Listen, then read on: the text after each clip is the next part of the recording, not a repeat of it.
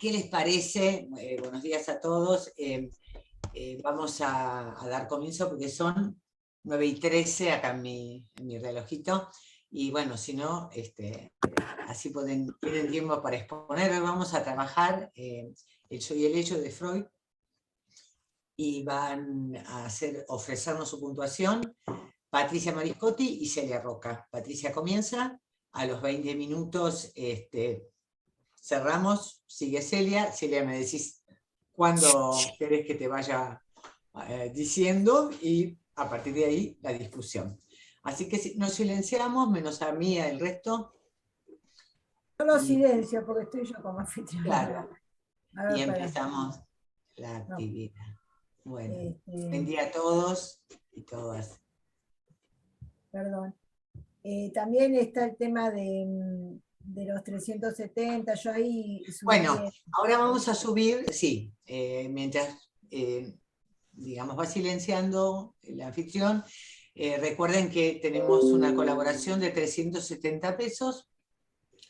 El CBU va a aparecer en el chat. Y ¿ya apareció? Bueno, acá tenemos el alias, que es más cómodo para todos. Sugerimos anotar el alias, que es viento.tira.caja. Ese es el CBU de hoy, lo repito. Viento.tira.caja. Todo con mayúscula. Bueno, cuando quieras. Qué bien eso que hiciste, Marité. Hay que leerlo. Claro. Es más cómodo el alias y ya anotarlo. Claro, claro. Bueno, voy a silenciar a todos. A ver. Bien. Bueno, entonces vamos a dar comienzo a este texto de Freud de 1923, Yo y el ello. La verdad que es un texto muy rico, muy, muy rico. Supongo que todos lo tenemos leído algunas que otra vez, pero bueno, siempre uno vuelve a este texto, bueno, y bueno, encuentra cosas, ¿no?, nuevas para seguir reflexionando, sobre todo para la clínica. Así que yo voy a puntuar la primera parte y Celia seguirá con la otra, ¿no? Bueno, comienza Freud ubicando conciencia e inconsciente, ¿no? Y plantea esta cuestión que, bueno, para el común o para el filósofo, inconsciente, de un modo descriptivo, significa todo aquello que no está en la conciencia en el momento, pero que está de manera latente, ¿no? O sea que puede hacerse consciente. Y si bien Freud entonces dice, esto no es más que una manera descriptiva de describir o de decir de esta manera lo inconsciente, ¿no? Pero dice él que en el inconsciente existen procesos anímicos o representaciones muy intensos. Aquí entra en cuenta por primera vez un factor cuantitativo y por tanto económico, que como cualesquiera otras representaciones pueden tener plenas consecuencias para la vida anímica. Tales representaciones no pueden ser conscientes porque cierta fuerza se resiste a ello. Entonces, acá aparece entonces la represión, y si llamamos represión, esfuerzo de desalojo, al estado en que ellas se encontraban antes de que se las hiciera consciente. Y aseveramos que en el curso de trabajo psicoanalítico sentimos como resistencia la fuerza que produjo y mantuvo a la represión. Bueno, va planteando acá Freud, de alguna manera, lo que le hace dar un paso más, ¿no?, respecto de esta primera tópica, que era la separación de consciente e inconsciente. Está lo preconsciente, que es allí a donde quedaría lo latente, a lo cual se le llama descriptivamente también inconsciente, pero solo de manera inconsciente. Pero acá lo más importante, dice Freud, pero no en el sentido dinámico. Entonces, limitamos el nombre inconsciente a lo reprimido inconsciente dinámicamente. Bien, entonces ahí dice Freud que desde el punto de vista descriptivo nos podemos manejar con tres términos: conciencia, preconsciente e inconsciente. pero desde el punto de vista dinámico hay una sola. Entonces, y acá así surge la segunda tópica, donde, bueno, partiendo de esta problemática que se le presenta, dice que desde el punto de vista, bueno, decimos, a ver, desde el punto de vista dinámico, entonces, el inconsciente es lo reprimido, pero después va a decir que no todo lo inconsciente es lo reprimido. O sea, todo lo reprimido es inconsciente, pero no todo lo inconsciente es lo reprimido, ¿no es cierto? Y acá cuando se refiere a lo reprimido, se refiere a lo reprimido propiamente dicho, o sea, a la represión secundaria. Entonces, la consideración dinámica nos aporta la primera enmienda. Digamos, estaba lo estructural, y la segunda, que es, desde el punto de vista dinámico, discernimos que lo inconsciente no coincide, bueno, repito, con lo reprimido, sino sigue siendo correcto que todo reprimido es inconsciente, pero no todo inconsciente por serlo reprimido. Y nos vemos aquí a lo que él va a decir a un tercer inconsciente, que sería lo no reprimido. Bueno, y entonces esto lo lleva a hacer una modificación respecto a la noción del yo, ¿no? Y dice, ya que en la primera tópica el yo se ubicaba en lo que sería lo preconsciente y consciente. Y siempre estuvo emparentado, sí, esto lo va a seguir diciendo seguramente, con los accesos a la motilidad. Entonces, pero bueno, dice Freud, nos hemos formado la representación de una organización coherente de los procesos anímicos en una persona y la llamamos su yo. De este yo depende la conciencia. Él gobierna los accesos a la motilidad, vale decir, a la descarga de las excitaciones en el mundo exterior. Es aquella instancia anímica que ejerce control sobre todos los procesos parciales y que por la noche se va a dormir, a pesar de lo cual aplica la censura onírica. De este yo parten también represiones, a raíz de las cuales ciertas aspiraciones anímicas deben excluirse, no solo de la conciencia, sino de otras modalidades de vigencia y de quehacer. Entonces, sin embargo, como dice acá, del yo parten estas resistencias. Todo esto es lo que va observando Freud, por lo cual poco a poco va avanzando en esta segunda tópica, ¿no? Entonces dice, en el análisis, dice Freud, ese hecho a un lado, eso hecho a un lado por la represión se contrapone al yo y le plantea la tarea de cancelar las resistencias que el yo exterioriza a ocuparse de lo reprimido. Entonces, hacemos en el análisis esta observación. El enfermo experimenta dificultades cuando le planteamos ciertas tareas. Sus asociaciones fallan cuando debieran aproximarse a lo reprimido. En tal caso le decimos que se encuentra bajo el imperio de una resistencia. Pero él no sabe nada de eso. Y aun si por su sentimiento de displacer debiera colegir que actúa en él una resistencia, no sabe nombrarla ni indicarla. Y puesta que esta resistencia parte de su yo y es resorte de este, enfrentamos una situación imprevista, ¿no? Acá va Freud como planteando las cosas que se le van produciendo, ¿no?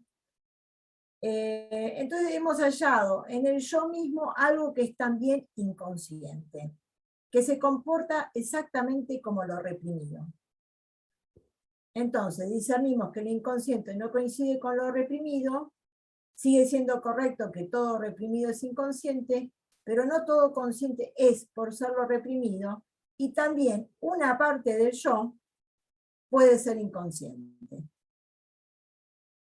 Bien, entonces voy a avanzar un poquito. Acá es donde se abandona la oposición entre el inconsciente y el yo, y ahora una parte del yo que se discierne como inconsciente, y por lo tanto la nueva oposición no va a ser inconsciente y yo, sino el yo coherente versus el yo inconsciente. Dice Freud, he aquí la consecuencia que esto tiene para la práctica analítica. Caeríamos en infinitas imprecisiones y dificultades si pretendiéramos atenernos nuestro modo de expresión habitual y, por ejemplo, recondujéramos la neurosis a un conflicto entre el consciente y el inconsciente.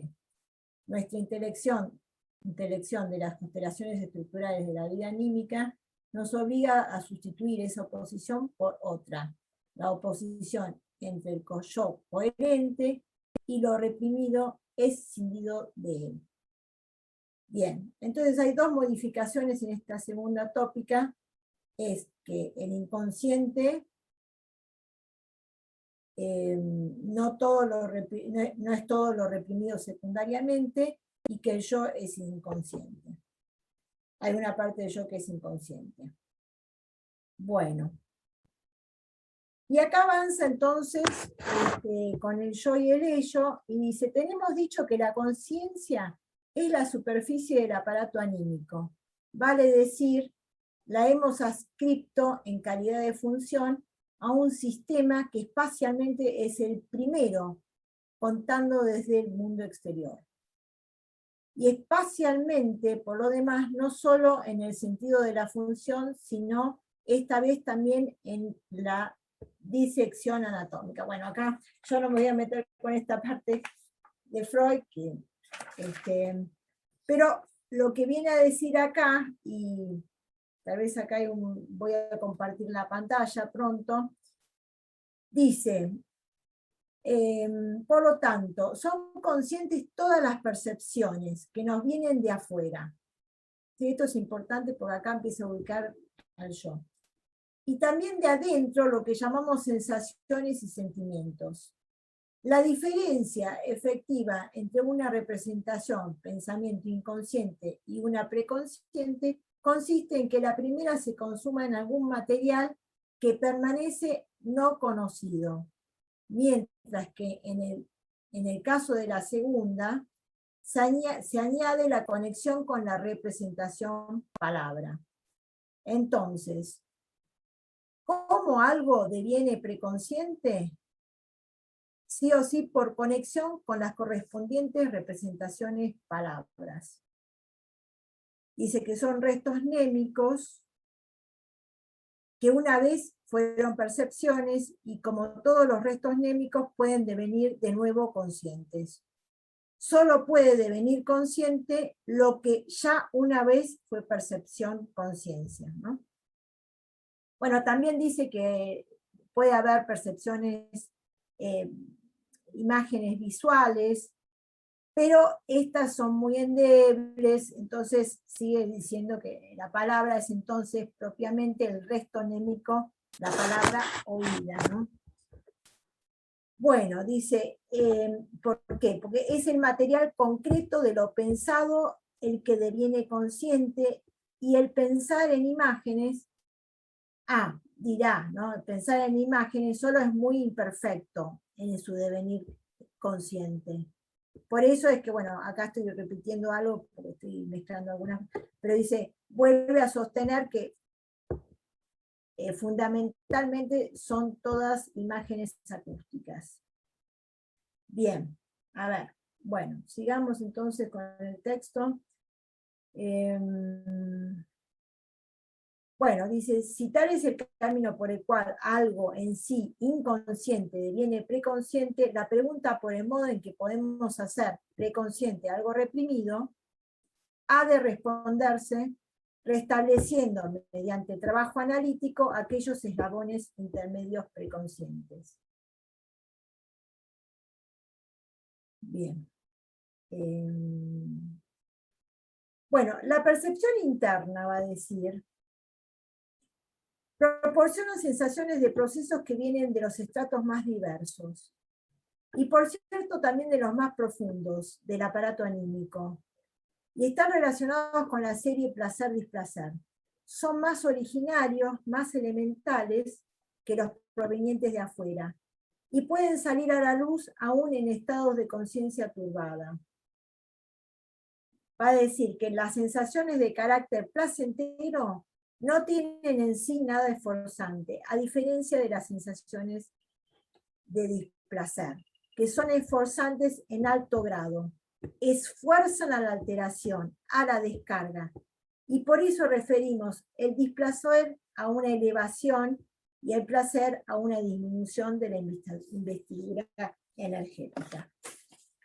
Bueno, voy a compartir la imagen que aparece en el texto.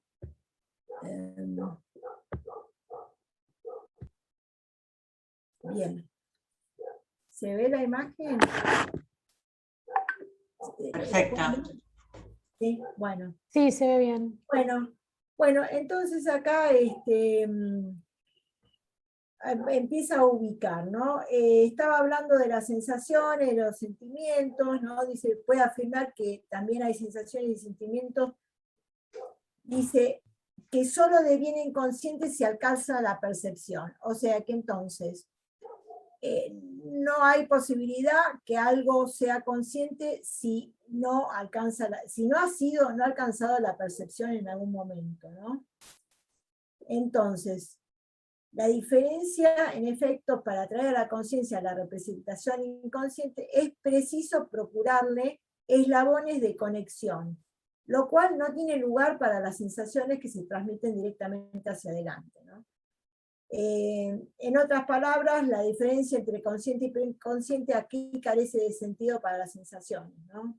Porque se vuelven conscientes por un eslabón que, como dijimos antes, tiene que sí o sí ser representación palabra.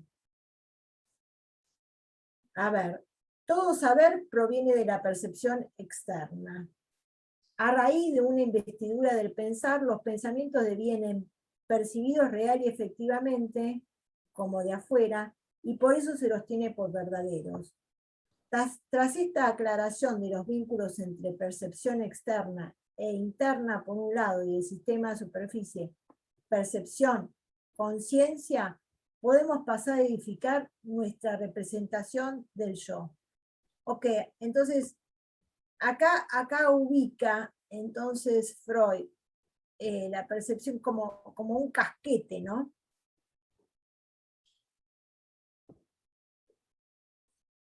Todos lo están viendo. Bien, entonces, al yo lo vemos partir del sistema percepción como de su núcleo, así lo dice Freud, ¿no? Y abrazar primero el preconsciente. Empero, como lo tenemos averiguado, el yo es además inconsciente. Freud llama al yo como la esencia que parte del sistema percepción y que es primero preconsciente, y al ello, en cambio, lo identifica como lo otro psíquico, en que aquel continúa y que se comporta como inconsciente. Y el ello, dice acá, va a ser el puro reservorio pulsional. En términos del segundo dualismo serían pulsiones de vida y pulsiones de muerte, pero esto se lo dejo para Celia, que lo va a escribir mejor adelante, ¿no? Entonces, diría así: el ello es aquello que está desde el comienzo. Esto es muy interesante, ¿no? Dice, un individuo es ahora para nosotros un ello psíquico no conocido e inconsciente, sobre el cual, como una superficie, se asienta el yo, desarrollado desde el sistema percepción como si fuera su núcleo. En el comienzo, dice, somos autoerotismo, un cuerpo pulsional parcial. Por su contacto con el mundo exterior, una parte de ello se modifica y se conforma el yo. Y acá, entonces, vuelve con el tema del narcisismo. Dice, ¿por qué es necesaria la percepción? porque en el narcisismo se producen las identificaciones. Las identificaciones se producen a través de la percepción. Esto me pareció, volver a leerlo me dio mucha claridad, ¿no? Dice, ahora habría que emprender una importante ampliación en la doctrina del narcisismo. Al principio, toda libido está acumulada en el ello. En tanto el yo se encuentra todavía en un proceso de formación o es endeble. El ello envía una parte de esta libido a investiduras eróticas de objetos, ¿no? Nosotros sabemos que esto es así. Luego de lo cual, el yo fortalecido procura apoderarse de esta libido de objeto e imponerse al ello como objeto de amor. Por lo tanto, el narcisismo del yo es un narcisismo secundario, sustraído de los objetos, y a partir de eso se conforma el yo. Bueno, me pareció muy bueno volver a leer esto porque me dio que pensar, en todo caso después para el debate, ¿no? Como, claro, se apropia por identificación de esos objetos de amor el yo y de esta manera se va conformando un yo fuerte, ¿no? Pero bueno, si tuviéramos que ubicar al super yo, porque acá ya lo ubica, en este esquema estaría debajo del casquete acústico, ¿no? Acá. El super yo sería una parte del yo modificada por la identificación con la ley, y la ley se incorpora a través del oído, ¿no? Por eso lo acústico. Por eso el super yo tiene ese formato de voz. No solo tiene el formato de voz, sino que tiene el imperativo categórico. Tenés que hacer, debés hacer. Lo reprimido propiamente dicho, aquello que devino consciente y se lo reprimió secundariamente. Bueno, vuelve a aclarar esto para seguir Freud. Y entonces... Patri, ya estaríamos en los 20 minutos, pero digo para que vayas redondeando, ¿no? Me quedé súper atrás. Pero bueno, bueno, digo dos o tres cosas que me parece importantes. Bueno, a ver, entonces, el yo está separado del ello, lo reprimido no accede directamente al yo, sino es a través del ello, ¿sí? Como está ubicado acá. Entonces, vamos a decir acá alguna otra cosa que es muy importante, bueno, sobre la compulsión de la repetición se lo dejo a Celia, pero es muy importante el tema del sepultamiento del complejo de Edipo, porque justamente ahí aparecen Eros como la energía sexualizada, el Tánatos como la energía desexualizada,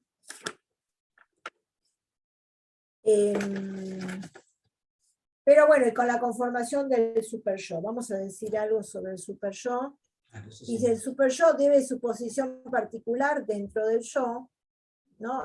Lo ubica a veces adentro, el super yo está, bueno, esto tal vez lo podemos ir viendo un poco con el debate, porque el super yo está ubicado, dice en un momento, dentro del super yo, claro, porque el yo, al incorporar las identificaciones padre, ley, de alguna manera es lo que va a conformar el super yo. Sin embargo, el super yo queda asociado al ello directamente, ¿no?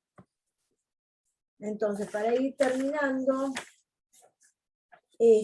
va a decir que el sentimiento de culpa no solo es lo más profundo, también lo más alto en el yo que puede ser inconsciente. A ver, sobre el sentimiento de culpa dirá lo siguiente. Bueno, dice que no sería del todo correcto hablar de sentimiento, porque obviamente el sentimiento es recién cuando se vuelve consciente, pero bueno, es originario esta culpa que es muda. Sería como un sentimiento mudo porque no puede ponerse en palabras. No se puede poner en palabras porque no se puede ligar a las representaciones palabras. Bien, bueno, entonces voy a dejar de compartir. Me parece que entonces ya le puedo dar lugar a Celia, que va avanzar sobre un montón de conceptos que van a ir, bueno, articulándose con todo esto. Muy bien, bueno. Bueno, gracias, Gracias. Patricia. Escuchamos a Celia. ¿Escucha bien? Bueno, buen día, ¿cómo están? Gracias, Patricia. Voy a retomar a partir de aquí y voy a tratar de puntuar un poco los últimos dos apartados, ¿no? Empezando por el de las dos clases de pulsiones. Pero antes de eso, bueno, ubicar alguna cuestión de este texto que, como decía Patricia, tiene muchísimas cuestiones en juego, da muchas vueltas, confuso por partes, pero en su riqueza misma, ¿no? Si me permiten, primero una pequeña digresión a la que me dedico últimamente. Ustedes saben que este texto es de 1923 y ya fue traducido al español, la versión de López Ballesteros es de 1924.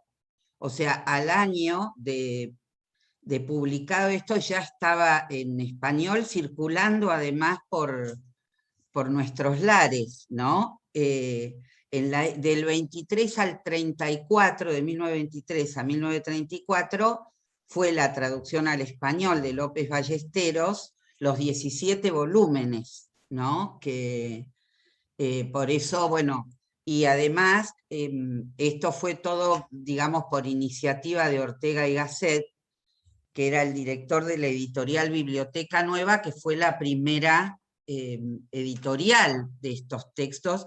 Ortega, ustedes saben que vino a la Argentina y mucho de lo que nos llegó, muchísimo de lo que llegó tan tempranamente de Freud, mucho antes que a otros lugares de Europa, ¿no? Tuvo que ver con, bueno, con su iniciativa y dio lugar a que, bueno, acá tuviéramos tuviera esa presencia, digamos, Freud desde muy tempranamente. Así que, bueno, suelo recordar esto porque no sé por qué lo olvidamos tanto, ¿no?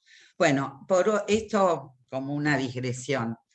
Bueno, el texto del Yo y el Ello prosigue y deriva del más allá del principio del placer, del 20. Ustedes recuerdan que allí Freud va a mantener, como siempre mantuvo hasta el final de su obra, el dualismo pulsional. Esto Freud no lo modifica nunca, pero el dualismo que él ubicaba entre pulsiones de autoconservación o del yo y pulsiones sexuales, ¿no? Lo que había planteado hasta allí, va a ser modificado y va a plantear las pulsiones sexuales o de vida y pulsiones de muerte o tánatos. Y las de autoconservación, de algún modo, quedan también enmarcadas dentro de las pulsiones de vida. Esto, bueno, refresco un poco esto que todos hemos... Pero sí me interesaba subrayar cómo Freud mantiene siempre el dualismo, ¿no? De ahí no se mueve para mantener la hipótesis de conflicto. Bueno, esto en relación a, digamos, cuál es el antecedente en relación al yo y el ello, ¿no? Y cómo él va de algún modo a reformular, como suele hacer el aparato psíquico, para usar ese término que Freud de algún modo le debía al lenguaje de su época, ¿no? Más mecanicista. Lo va a ubicar y lo va a reformular, pero como hace Freud, que reformula, pero aquello que, digamos, que parece quedar como desechado, encuentra otro lugar, ¿no? En lo que él va planteando y cómo organiza. Se reformula y se mueve todo y queda ubicado en otro lugar, ¿no? Como pasa, bueno, con lo de autoconservación, por ejemplo, no lo descarta, sino que lo reubica. Entonces, todo, cuando él plantea esta nueva tópica, digamos, todo va a encontrar un otro lugar, así como el yo, bueno, lo que nos traía Patricia, también es inconsciente, entonces el yo del yo, ello y superyo, ya no es el yo de la primera tópica, sino que retorna de este modo, ¿no? La cuestión de lo exterior y lo interior, que tanto ha perturbado y que, bueno, que Lacan va a tomar luego con su topología, bueno. Entonces, en principio, va a traer la cuestión de las dos clases de pulsiones, ¿no? Y bueno, les voy a leer algo de lo que él trae acá, voy brevemente puntuando algunas cuestiones, ¿no? Habla de dos variedades de pulsiones, de las que una, las pulsiones sexuales o eras, es con mucho la más llamativa, por lo cual es más fácil anoticiarse de ella.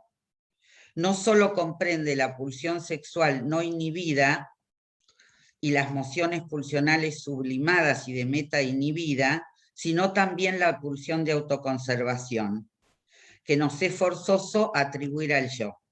Bueno, y que al inicio del trabajo analítico habíamos contrapuesto las pulsiones sexuales, esto que les comentaba recién.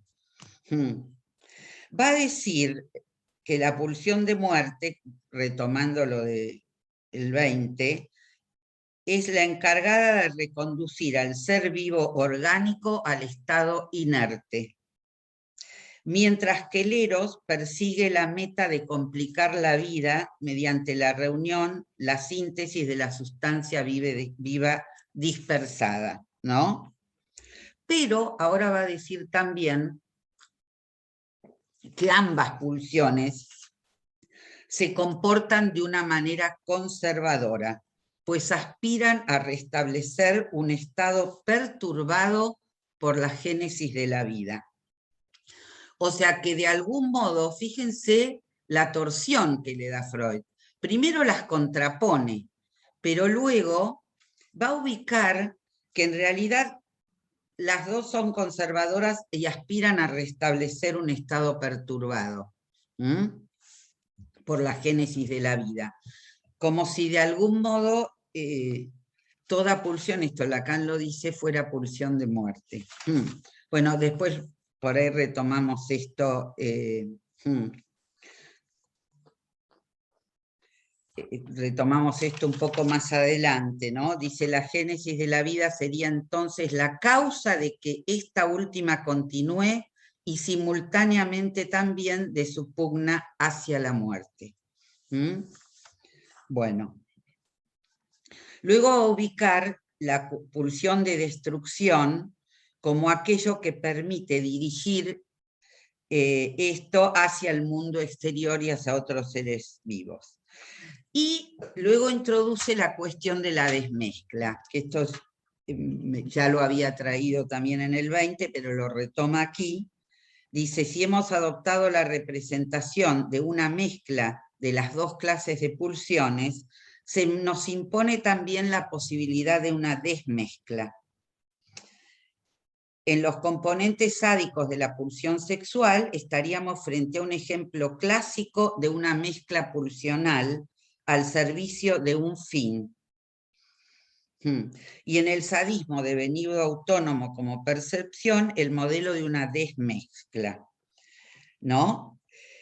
Dice, conocemos que la pulsión de destrucción es sincronizada según reglas a los fines de la descarga al servicio del eros, ¿no? En la destrucción él va a ubicar, fíjense la paradoja, la cuestión de la mezcla pulsional al servicio del eros.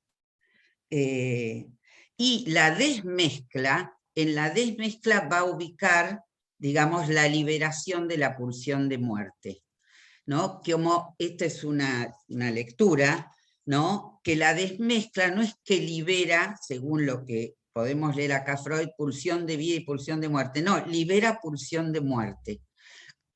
Uno podría preguntarse, pero entonces la pulsión de muerte es el nombre que Freud le da a la desmezcla. Hay algo allí como para interrogar, ¿no? Sí. y va a decir que muchas neurosis graves, este texto trae mucho de clínica, ¿no? De cómo va pensando Freud esto en relación a la clínica y a los cuadros clínicos. Dice que muchas neurosis graves, entre ellas la neurosis obsesiva, merecen, en ellas merece una apreciación particular la desmezcla de las pulsiones y el resalto de la pulsión de muerte, ¿no? Ubica la gravedad en relación a estas neurosis por la desmezcla pulsional y la liberación de pulsión de muerte. Acá lo llama resalto. Bueno, y luego la pregunta, también abre la pregunta que guía un poco esta segunda parte del texto del yo y el ello, que es, si se pregunta a Freud, si se pueden descubrir vínculos entre las formaciones del yo, el super yo y el ello, por un lado, y las dos clases de pulsiones, eros y tánatos, por otro. Se están tratando de algún modo articular esta nueva tópica, yo, ello, super yo, con ese yo modificado que introduce, con las dos clases de pulsiones, eros y tánatos. Como si esta nueva tópica derivara también, y de hecho lo plantea así Freud, de el planteo de más allá del principio del placer. O sea, de ese cambio tan radical, que hay que pensar también sus consecuencias en la clínica, en Freud, de que ya no es el principio del placer lo que regula exclusivamente el funcionamiento del aparato, ¿no? Que hay algo que funciona primaria e independientemente del principio del placer, la repetición, ¿no? Cómo esa torsión tan enorme en ubicar las cuestiones introduce y altera la dimensión clínica también. Porque es absolutamente diverso un aparato que se autorregula por el principio del placer cuando se plantea que esa regulación puede no estar, ¿no? Y esto creo que es lo que Freud va a poner muchísimo en este texto, el acento en la dimensión del superyo, en relación a esa dimensión, ¿no? Sí. Bueno, entonces, va a traer, esto por ahí lo voy a saltear un poco porque si no, no me va a dar el tiempo, porque él va a traer la cuestión también del amor y el odio, va a ubicar que amor-odio no son necesariamente, no puede ubicarlos en relación a ese pasaje de amor al odio, no lo puedo ubicar como tánatos. Bueno, va a hablar de la ambivalencia, que tampoco es lo mismo que la dimensión. Pero voy a un poquito a pasar por eso, porque me interesa entrar un poco a la cuestión clínica, que va a empezar a trabajar también, por ejemplo, la cuestión de la paranoia y su diferencia con la neurosis obsesiva, ¿no? Cómo Freud va a plantear...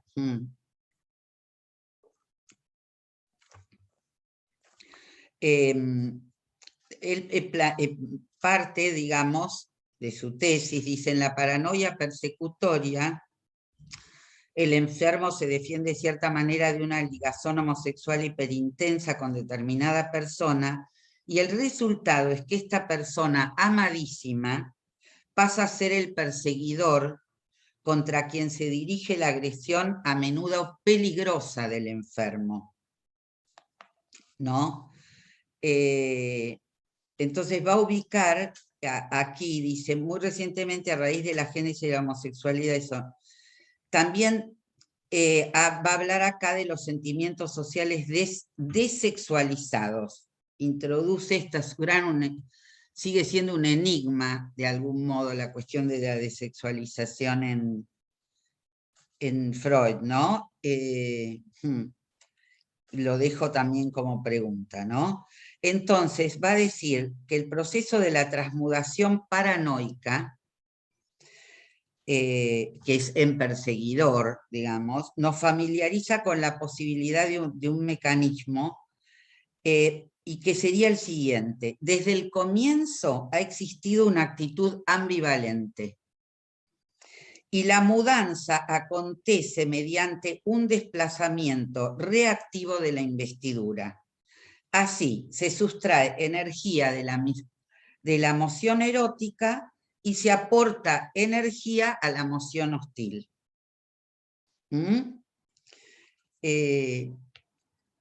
Entonces, tenemos que considerar, va a decir, entonces, que en la vida anímica, como si hubiera en la vida anímica una energía desplazable, en sí indiferente, que pudiera agregarse a una emoción erótica o a una destructiva y elevar su investidura total. Sin el supuesto de una energía desplazable, de esa índole no podemos salir adelante. El único problema es averiguar de dónde proviene esa energía desplazable en sí indiferente, ¿no? Yo creo que esto, volviendo a lo que traía Patricia, de algún modo se liga a lo que Freud introduce en este texto en relación a la libido originalmente en el ello, ¿no? Que la libido del yo sería una libido secundaria, ¿no? Ligo estos dos puntos, aunque Freud no lo explicita. Tal vez tiene que ver con la lectura que hace Lacan de esto. Entonces, este es otro punto que Freud introduce, muy marcando, digamos, una diferencia con lo que era su planteo anterior, ¿no? Hasta aquí. Esta energía desplazable e indiferente, digamos, que no sería ni sexual ni no sexual.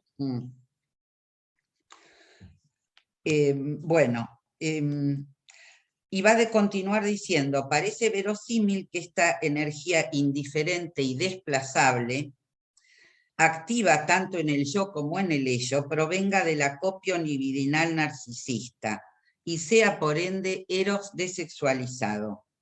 Ahí ubica, sí. Bueno, y va a ubicar que las pulsiones eróticas nos aparecen más desviables, plásticas, desplazables, esto que Freud eso sigue manteniendo desde los destinos de la pulsión. Y que esa libido desplazable trabaja al servicio del principio del placer a fin de evitar la estasis y facilitar las descargas, ¿no? Que esto sigue manteniendo un aparato que tiende a mantenerse estable en su energía. Bueno, y luego, bueno, acá vuelve a traer lo que ya Patricia planteó, no me voy a detener en esto, en relación a que toda libido está acumulada en el ello y luego pasa al yo por identificación, ¿no? Y luego, bueno, plantea también que son las exigencias del eros, de las pulsiones sexuales, las que mantienen, que digamos, detienen la caída del nivel pulsional y mantienen las tensiones que sostienen la vida, ¿no? Bueno, por eso esta energía que él ubica desexualizada estaría de algún modo adscripta a la pulsión de muerte. ¿No? Bueno, voy a pasar al otro capítulo, el de los vasallajes del yo. Todavía tengo pocos minutos. Bueno, llegamos hasta donde llegamos. Que en el texto en Amorortu es los vasallajes del yo y en Ballesteros es las servidumbres del yo, que me gusta más, pero no sé exactamente cuál es la traducción, por ahí después Cristina nos dice, ¿no? Donde él va a plantear justamente cómo el yo queda digamos, al servicio del super yo y del ello, ¿no? Va a hablar de que el yo se forma en buena parte desde identificaciones que toman el relevo de investiduras del ello, ¿no? Y que las primeras de estas identificaciones se comportan como una instancia particular dentro del yo, se contraponen al yo como super yo, ¿no? Y introduce de entrada la cuestión del super yo, al que le va a dar un lugar enorme. Por ejemplo, empieza planteando la cuestión de la reacción terapéutica negativa, ¿no? Está hablando de aquellos pacientes que no soportan elogio ni reconocimiento alguno y que reaccionan de manera trastornada frente a los progresos de la cura, ¿no? Toda solución parcial, en vez de, digamos, traer una mejora temporal, provoca un agravamiento, un refuerzo momentáneo del padecer.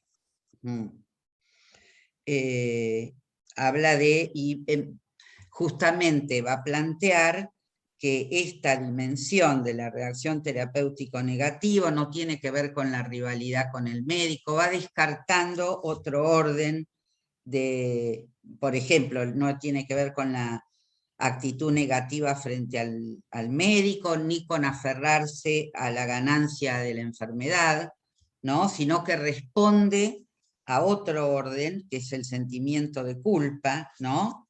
Y que, bueno, plantea, él no se siente culpable sino enfermo, pero retiene la enfermedad ligada a esta culpa, que, digamos, alimentada desde el super yo.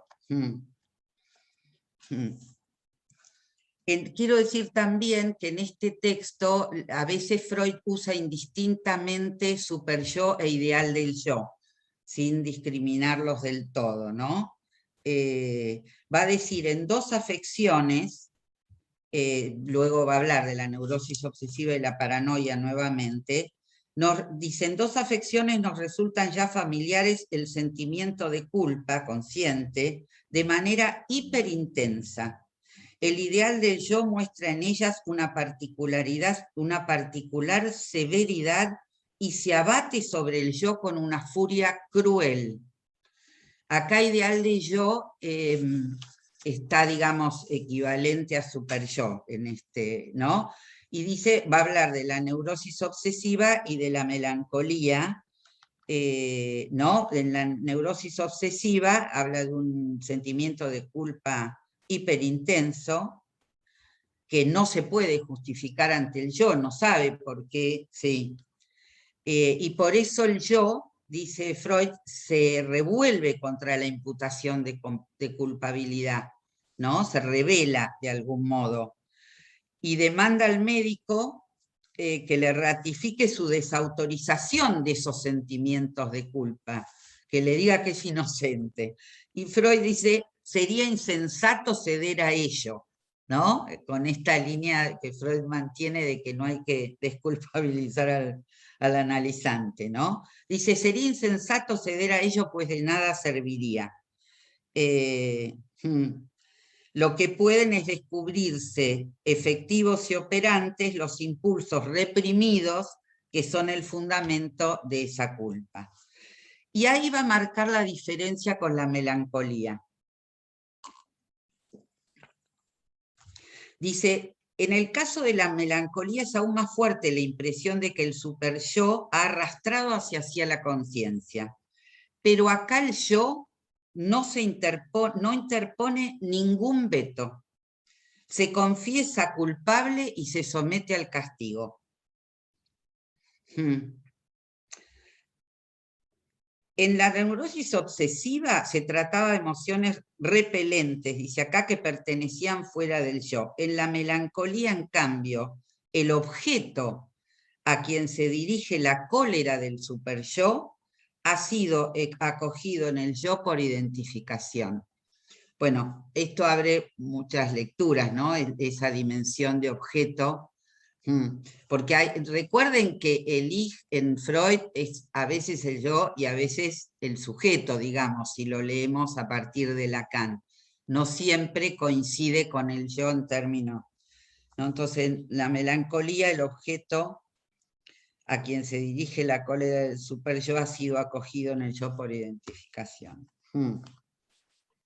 Luego va a hablar también de la histeria, ¿no? Que esto voy a pasarlo un poquito por alto, digamos, que funciona simplemente con la represión, simplemente no, digamos, reprimiendo y así, digamos, y no dándose por enterada, ¿no? De esto, o enterado. Y luego hay una pregunta, que es ¿cómo es que el superyo se exterioriza esencialmente como sentimiento de culpa? Y despliega así contra el yo una dureza y una severidad extraordinarias, ¿no? En la melancolía, por ejemplo, dice, hallamos un superyo hiperintenso, ¿no? Que se abate con furia inmisericordia sobre el yo. El tema de la melancolía es interesante, ¿no? Y abre todo un abanico de cuestiones. Acá dice, es como si el superyo se hubiera apoderado de todo el sadismo disponible en el individuo, ¿no? Como cultivo puro de la pulsión de muerte que a menudo logra efectivamente empujar el yo a la muerte, ¿no? Y ahí va a marcar otra diferencia con la neurosis obsesiva, digamos, donde los reproches son igualmente penosos y martirizadores, ¿no? Pero nunca llega a darse muerte. Es como inmune al peligro del suicidio y está mucho mejor protegido contra él que el histérico. Y va a decir que esto se debe a la conservación del objeto, que es lo que garantiza la seguridad del yo. O sea que el yo no sea identificado al objeto, en el caso de la neurosis obsesiva, ¿no? Dice que en la neurosis obsesiva una regresión a la organización pregenital hace posible que los impulsos de amor se transpongan en impulsos de agresión hacia el objeto, ¿no? A raíz de ello, la pulsión de destrucción queda liberada y quiere aniquilar al objeto. Y el yo no acoge esas tendencias, se revuelve contra ellas con formaciones reactivas y medidas precautorias. Bueno, no sé cómo estoy con el tiempo. Mira, son 10, si tenés 5 minutitos más y bueno, entonces voy salteando, pero avanzo un poquito. 10 y 5, claro, Sí. nos quedan 20 minutos para discutir, está bien. Trata de redondear. Sí. Y acá se pregunta, ¿cómo es? Bueno, va a hablar de que las pulsiones de muerte son tratadas de diversas formas, se las toma inofensivas por mezcla con componentes eróticos, en parte se desvían hacia afuera como agresión, y en buena parte prosiguen su trabajo interior sin ser obstaculizadas. ¿Cómo es que en la melancolía el superyo puede convertirse en una suerte de cultivo puro de las pulsiones de muerte? ¿No? Es asombroso como el ser humano, mientras más limita su agresión hacia afuera, tanto más severo se torna en su ideal del yo, ¿no? Mientras más sujeta su agresión, tanto más aumentará la inclinación de su ideal a agredir a su yo. Bueno, y acaba de introducir la vuelta hacia el yo propio, ¿no? De la agresión. Y luego va a introducir, un poco para dar respuesta a esto, la cuestión del padre, ¿no? Dice, el superyo se ha engendrado por una identificación con el arquetipo paterno. Cualquier identificación de esa índole con el arquetipo paterno tiene el carácter de una desexualización o aún de una sublimación. Este es otro enigma en este texto muy... Recuerden que desexualización, al menos la lectura que puedo hacer, es también desmezcla pulsional, lo cual libera, según Freud, pulsión de muerte. Ahora él introduce, por un lado, digamos, esta desexualización, y por otro también la sublimación, que introduciría una pregunta alrededor si también allí tiene el mismo lugar la desmezcla, ¿no? Bueno, entonces, cualquier identificación de esta índole al arquetipo paterno tiene carácter de una desexualización o aún de una sublimación. Y bien, parece que a raíz de una tal transposición se produce una desmezcla de pulsiones. Tras la sublimación, el componente erótico ya no tiene más la fuerza para ligar toda la destrucción aliada con él, y ésta se libera como inclinación de agresión y destrucción. Sería de esta desmezcla de donde el ideal extrae todo el sesgo duro y cruel del imperioso deber ser. Esto trae toda una cuestión que me parece que Freud también le da otras vueltas, porque plantearía algo así como un callejón sin salida en relación a la identificación al padre, que como ustedes saben, es la primera identificación anterior a toda ligazón de objeto, como plantea en las identificaciones en psicología de las masas. O sea, que el costo de esta identificación y de lo que implica el acceso a la ley, luego, sería siempre, según está acá planteado, con liberación de la pulsión de muerte, sin otra alternativa. Esto pareciera deducirse de este párrafo. Freud va a decir, ¿no? Y esta sería la razón por donde en la melancolía el superyo tendría esa cara tan cruel, ¿no? Así que bueno. Y también va a traer esta cuestión, quiero traer esto, y en todo caso con eso dejo, porque así lo dejo como pregunta, ¿no? Que él va a decir que el yo se desarrolla desde la percepción de las pulsiones a su gobierno sobre estas, desde la obediencia a las pulsiones hacia su inhibición. El yo. En esta operación participa intensamente el ideal del yo, siendo como lo es en parte una formación reactiva contra los procesos pulsionales del ello. Y dice: el psicoanálisis es un instrumento destinado a posibilitar al yo la conquista progresiva del ello. Esto que hace resonar el voz Bartholus-Verden,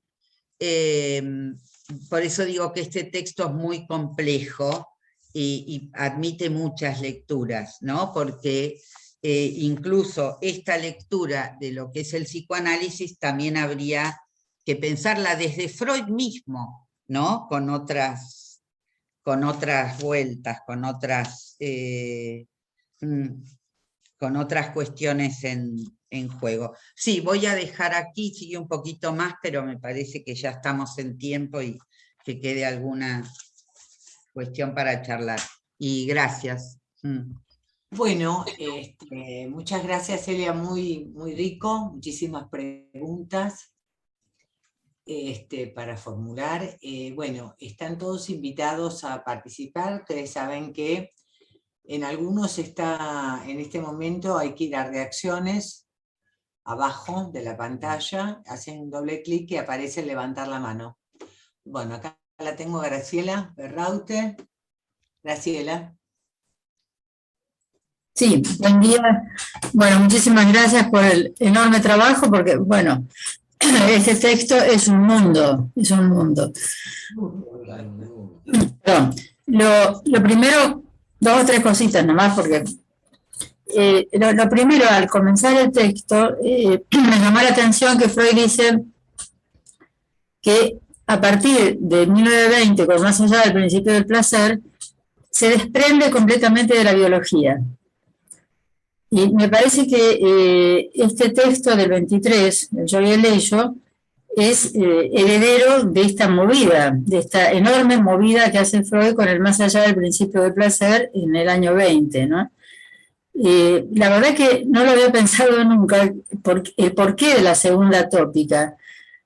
Esta segunda tópica me parece que deviene del más allá, que se haya planteado todo lo que Freud se pudo plantear respecto a la pulsión de muerte, dio vuelta no solo lo que ya tenía construido para darle una nueva escritura, como decía Celia, no es que se perdió para nada, ¿no? Pero hizo una nueva escritura, me parece, del psicoanálisis, pero además hizo una nueva escritura discursiva.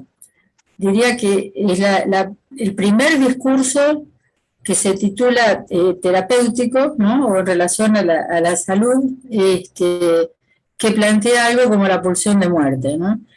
Y bueno, la otra cosa, la segunda nomás que quería decir, es que también me sorprendió algo que no lo había sabido o no lo supe nunca, ¿no?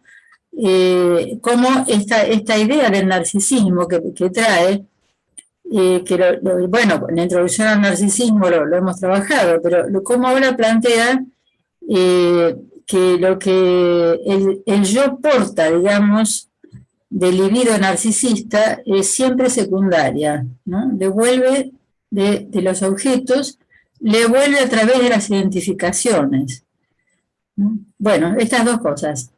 Muchas gracias.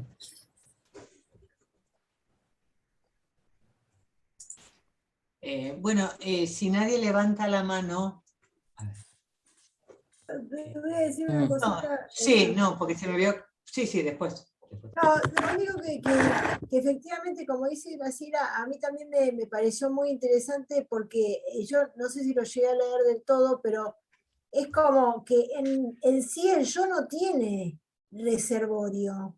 O sea, va como tomando esa vestidura que tiene el objeto y se lo va como apropiando de manera tal que el yo deje de mirar, digamos, al objeto y empiece a ubicar su atención sobre el yo, para decir de alguna manera, no sé si lo estoy diciendo bien.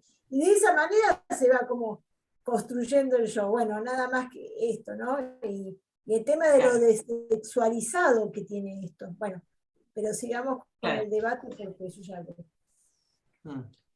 No, el tema es esto, yo me quedé pensando, ¿no? Y me pareció una pregunta impresionante, porque los post-freudianos ubicaron la conquista del ello por el yo de una manera muy exótica, tratando, digamos, de trabajar con lo que para ellos era el área del yo libre de conflictos, ¿no? Como si hubieran hecho un desmentido los post-freudianos de esta tensión y el conflicto permanente y absoluto entre pulsión de vida y pulsión de muerte, ¿no? Como si hubiera habido ahí una operación forclusiva, se hubieran quedado nada más que con, bueno, la posibilidad de conquista del yo, de la egoidad, como dice Osvaldo, sobre lo pulsional.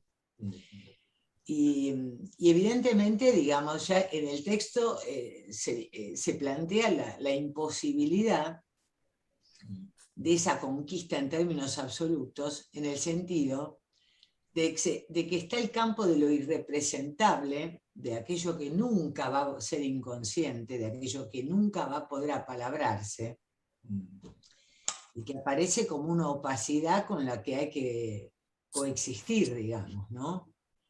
Porque este texto es crucial para todos los desvíos posteriores a la teoría, ¿no? Por eso Lacan, me parece, y hoy me parece que estuvo buenísima la lectura, porque es como que ustedes pusieron todo el tiempo en esta cuestión de lo imposible, digamos, de la imposibilidad de lo representable, ¿no? Es decir, que lo pulsional tiene una hegemonía absoluta sobre el yo, y el yo hace lo que puede con eso, digamos, ¿no? Realmente, ¿no? Está todo el tiempo en esa cuestión conflictiva, digamos, ¿no? No sé ustedes cómo lo ven. Sí. A ver, ¿se escucha o me silencia? Sí, se escucha. Está después Claudia Rosenthal, sí. Bueno, entonces demos lugar y después, Bueno, sí, demos lugar, porque si Claudia, no... dale, Sí. bueno, escuchamos. Sí, muchas gracias, muy buena las presentaciones, bueno, ganas de seguir escuchándolas.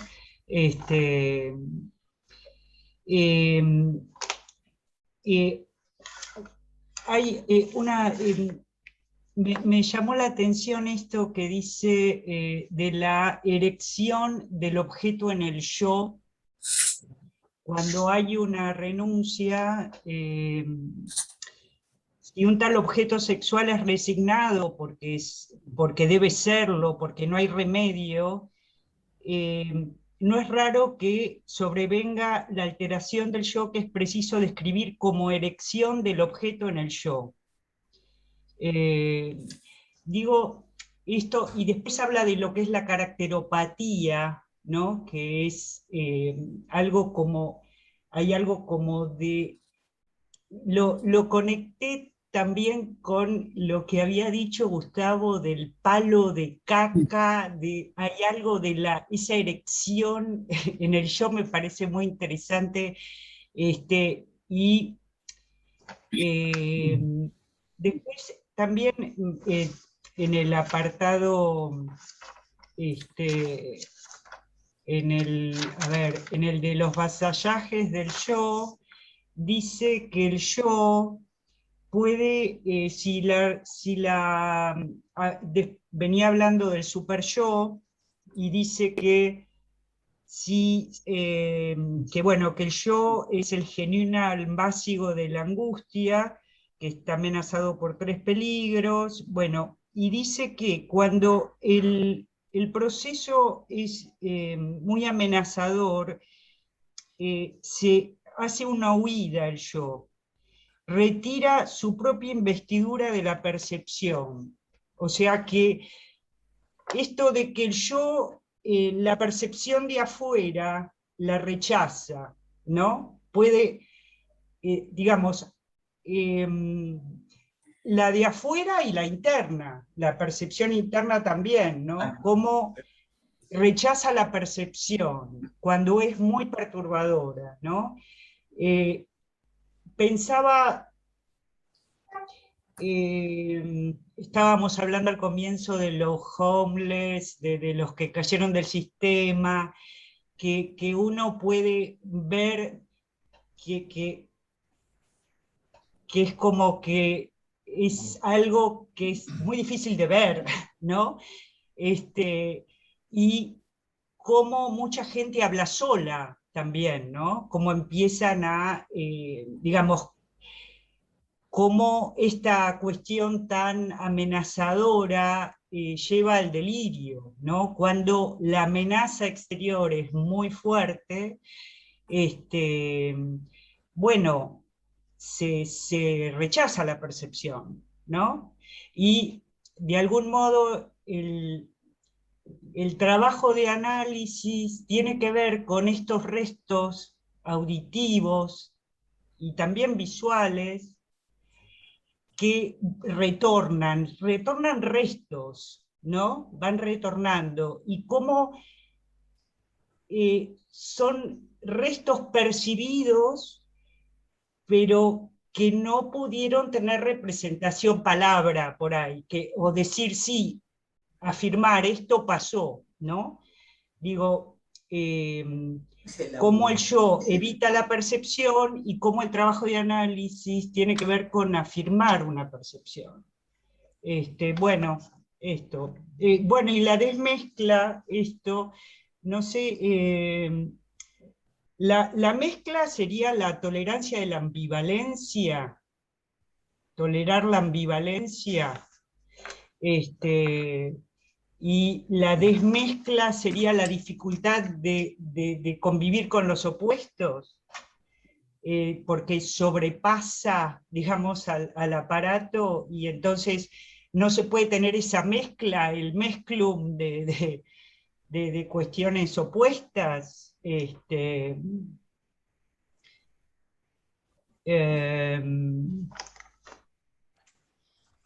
Bueno, algo más quería decir, pero no. Bueno, si me acuerdo. Bueno, muchas gracias. Muy interesante esta pregunta que hiciste, ¿no? Para continuar el diálogo, ¿no? Sí, sí. ¿Qué lectura producir de...? Muy interesante, Claudia. Cómo leer la mezcla y la desmezcla, ¿no? Celi está silenciada.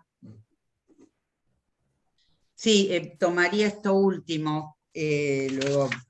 Me parece que al menos en este texto, porque me gusta ir cerca del texto, Freud hace una distinción entre la ambivalencia, por ejemplo, amor-odio, y la cuestión de la desmezcla de las pulsiones, ¿no? Lo separa, ubica como diferentes, digamos, modos en relación a eso, y ubica, digamos, lo que él llama la gravedad en relación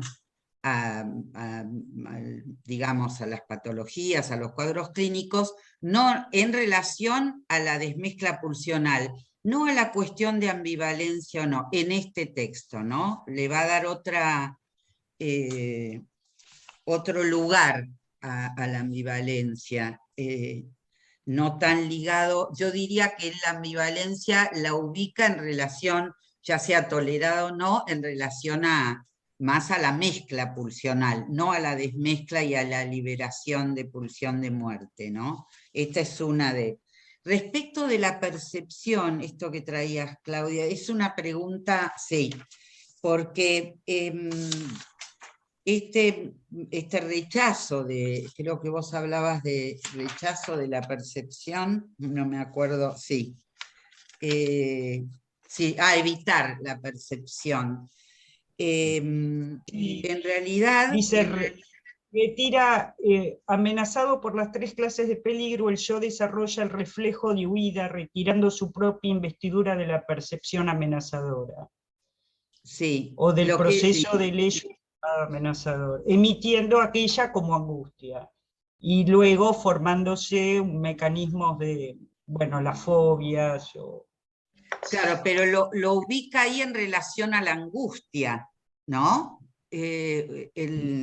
Esa evitación de la percepción. No es tan sencillo ubicar acá, digamos, la cuestión, porque está hablando de percepción, que por ahí es percepción-conciencia para Freud, así que no sé, ahí abre la cuestión si se está refiriendo a algo del orden de la represión, como cuando ubica la histeria, ¿no? Como ante la angustia, obviamente funciona la cuestión de la represión, como un modo de poder salir de la angustia cuya sede es el yo. Pero bueno, ahí hay muchas dimensiones en el texto que quedan, y quería introducir una, que quedan, digamos, hay que darle muchas vueltas. Bueno, Freud está armando, digamos, su teoría, está introduciendo todo esto nuevo, todo este cambio estructural, podríamos decir. Incluso cuando habla de que el psicoanálisis es un instrumento destinado a posibilitar al yo la conquista progresiva del ello, Freud va a decir antes, que esto me parece que es importante, que hay 2 caminos por los cuales el contenido del ello puede penetrar en el yo. Uno es el directo, del ello al yo, y otro pasa a través del ideal del yo. ¿No? Y dice que para muchas actividades anímicas es decisivo que se produzcan por uno u otro de estos caminos. O sea que habría un camino que evita al superyo, porque acá ideal del yo y el superyo son homólogos, Son lo mismo, sí, sí. ¿no? Entonces, cuando él dice que el psicoanálisis es un instrumento destinado a posibilitar al yo la conquista del ello, podríamos pensar que se está refiriendo a uno de esos caminos, ¿no? Al que logra evitar al superyo. Y como, bueno, acá el ich, como decíamos, es yo, pero no coincide, por ejemplo, esto no me voy a detener, pero este yo que Freud introduce acá, no coincide con el yo del imaginario en Lacan, no podemos superponer.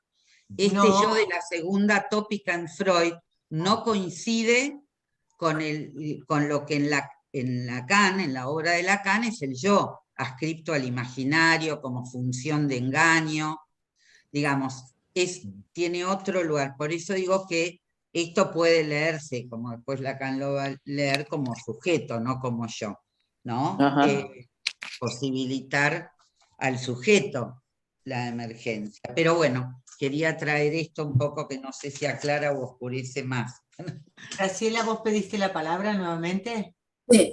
Sí, siguiendo la línea el tema ese de la desmezcla pulsional, sí, me parece que lo remite Freud a cuando la pulsión de muerte queda sola,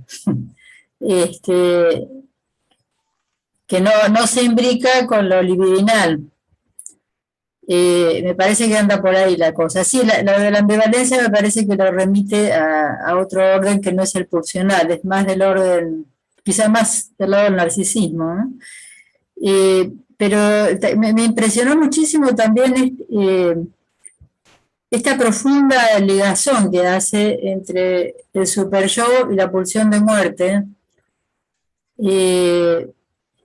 como algo, creo que la expresión que usaste, Celia, fue como un sin salida, ¿no? Porque ¿cómo seríamos sin la identificación primero al padre? Y a la vez quedamos ahí tomados en el sentimiento inconsciente de culpabilidad y todo lo relativo a la pulsión de muerte, que está muy tramada acá, me parece, con el ideal del yo. Eso me impactó también, no solo con el yo, ¿no? Porque dice que el ideal tiene sus raíces en el ello. Y está, digamos, metido en esta trama del asesinato del padre, del sentimiento de culpa, de la melancolía, ¿no? Digamos, me pareció extraordinario, como una cosa que no me he dado cuenta en otras veces que lo leí, ¿no? Bueno, gracias.